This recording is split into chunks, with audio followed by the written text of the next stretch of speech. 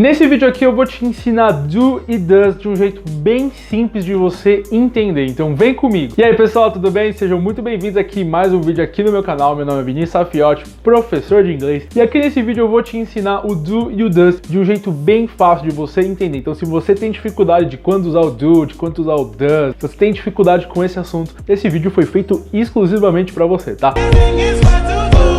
Mas antes da gente começar, não deixe de se inscrever aqui no meu canal para você não perder nenhum vídeo, nada que eu posto aqui, nenhuma aula, nenhuma dica, nada, tá bom? E ative o sininho para você ser notificado sempre que eu postar um vídeo novo para você. E ó, é o seguinte, vamos fazer um pacto aqui, tá? Ó, vamos cruzar os nossos dedinhos aqui para falar o seguinte: se você sair desse vídeo e você conseguir entender o do e o does, deixa o like para mim, beleza? É só isso que eu te peço.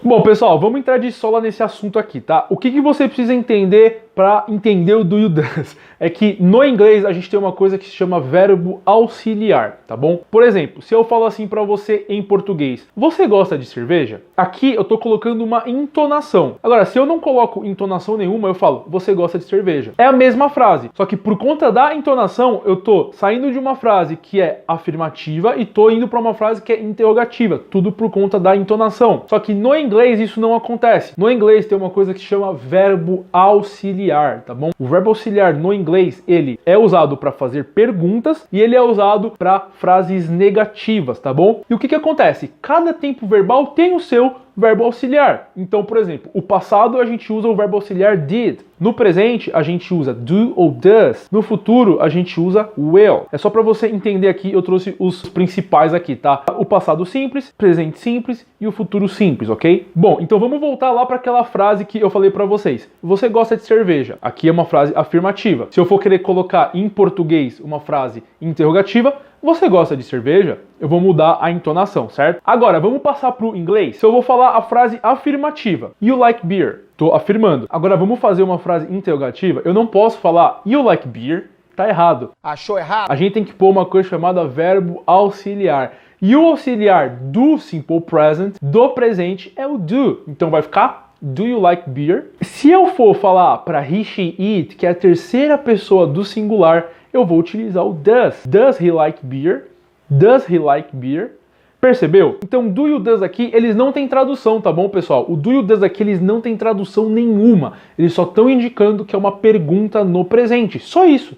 E aqui eu vou fazer um resuminho para você, tá? Para os pronomes I, you, we, they, a gente vai utilizar o do. Para a terceira pessoa do singular, que nada mais é que he, she, it, a gente vai utilizar o does. Então, por exemplo, naquela frase lá, eu falei do you like beer? Eu estou utilizando do porque é you. Agora, se eu estou falando para he, she, it, como naquela frase lá, does he like beer? Eu estou utilizando does. Além das perguntas, a gente também utiliza os verbos auxiliares para negações. Então, por exemplo, se eu quero falar assim: você não gosta de cerveja. You do not like beer. You do not like beer. Eu tô colocando not, por quê? Porque é uma negação, tá? No inglês, quando a gente vai negar, é só colocar o not. Então, eu vou pegar o verbo auxiliar, que é o do, e vou colocar o not por ser uma negação. Então, vai ficar you do not like beer. Ou também eu posso juntar o do not, vai ficar don't.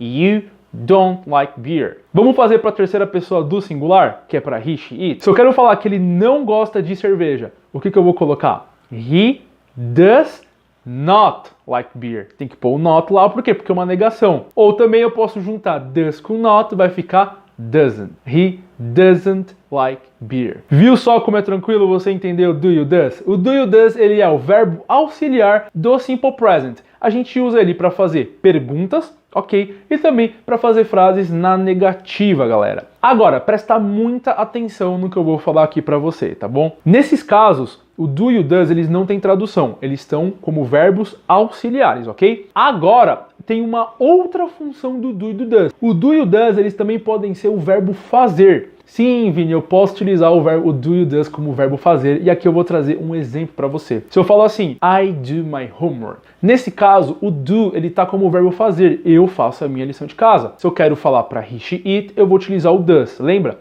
He does his homework. He does his homework. Ele faz a lição de casa dele. Perceba aqui que aqui eu não estou utilizando eles como verbo auxiliar, eu estou utilizando como verbo principal. Do does como o verbo fazer em inglês. Agora, pra gente fechar com chave de ouro esse vídeo, presta atenção. Eu posso ter dois do na mesma frase? Um como verbo auxiliar e outro como verbo principal? Será que posso? Posso sim. Quando eu falo essa frase aqui pra você, ó, what do you do? Se você parar para pensar que eu tenho dois do na mesma frase, eu tenho um do como verbo auxiliar, que é para fazer pergunta, lembra que eu falei para você? Eu tenho outro do, que é o verbo fazer. Como também eu poderia usar para he, she, it. Se eu quisesse falar assim, what does he do? What does he do? O que ele faz? What does he do? Perceba também que eu estou utilizando o does como auxiliar e o do como verbo principal da frase, o verbo fazer. Percebeu aqui? Vini, por que não é what does he does? Por que não é assim, what does he does? Porque é o seguinte, a gente não pode conjugar duas vezes. Quando que eu utilizo o primeiro does como verbo auxiliar, eu já estou conjugando para o he, she, it. Então eu não posso conjugar como o verbo, entendeu? O does como auxiliar, ele já está conjugado. Então o verbo ele vai no infinitivo, tá bom? A gente vai usar o do. Se fosse outro verbo, sei lá, what do you like? Ou what does he like? Também, eu vou colocar o verbo sempre no infinitivo, tá bom? A gente não conjuga tanto em perguntas quanto na negação. Então, por exemplo, se eu fosse falar assim para você, he doesn't do his homework. He doesn't do his homework. Eu não posso falar he doesn't does. Tá errado esse does, tá bom? Por quê? Porque o doesn't já tá conjugando para he. Ok? Então a gente não pode conjugar duas vezes. Então aqui vai prevalecer o verbo auxiliar, ele fica conjugado e o verbo principal ele vai no infinitivo. Bom, pessoal, viu só como é fácil você entender o do e o does? Se você gostou, deixa o joinha aí pra mim, tá bom? E não deixe de se inscrever aqui no meu canal pra você não perder nenhum vídeo, nenhuma aula que eu posto aqui e ative o sininho pra você ser notificado sempre que eu postar um vídeo novo. Um grande abraço and I'll see you next class.